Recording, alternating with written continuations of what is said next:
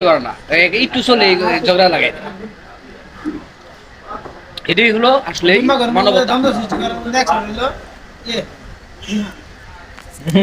এটাই ভালোবাসা ভাই, এটাই মানব সেবা। মানুষের সাথে সুন্দরভাবে চললে বুঝলাম। সেটাই। তোমার এখানে নিয়ে আসছি একটা কথা বলা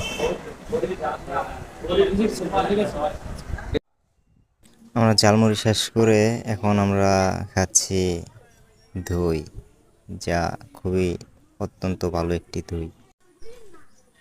ঝালমুড়ি একটি খাবার যা মুড়ি, চানাচুর ও অন্যান্য মশলা দিয়ে তৈরি করা হয়।